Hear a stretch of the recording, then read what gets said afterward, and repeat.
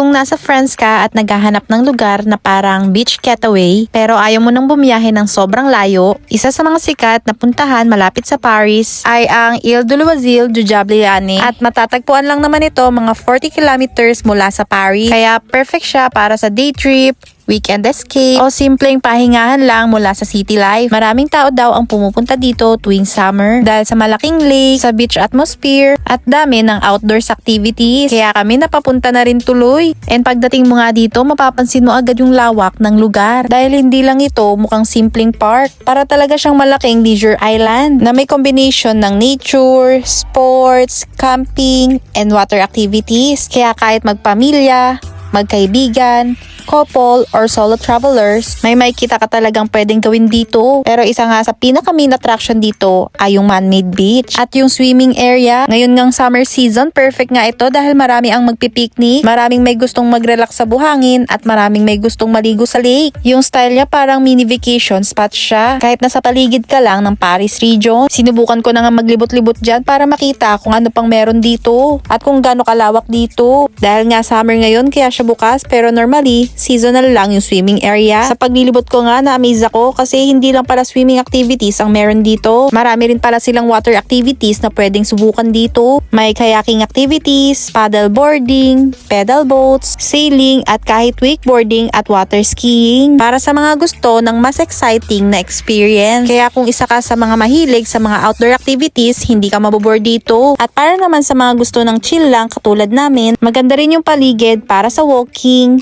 biking, o simpleng tambay lang habang nagpipiknik kasi maraming open spaces and nature areas dito. Kaya relaxing talaga yung atmosphere. Lalo na ngayon na maaraw yung panahon, mararamdaman mo talaga yung summer vibe. May mga nakita na nga ako dyan na nagsa-sunbathing at maraming Pinoy nga din akong nakita na nagbabanding. At kami naman dyan nagre-relax nga din habang nakatago sa araw. Mabuti pa yung mga European, kayang-kaya nilang magbilad sa araw samantalang tayo nagtatago. Ang hirap kaya magpaputi sa kanila kasi natural na yun. Sana all na lang talaga. Nag-ice cream nga kami dyan kasi sobrang init. Mabuti na lang at may tindahan dito. Imagine niyo sobrang init pero naka-jacket pa rin ako.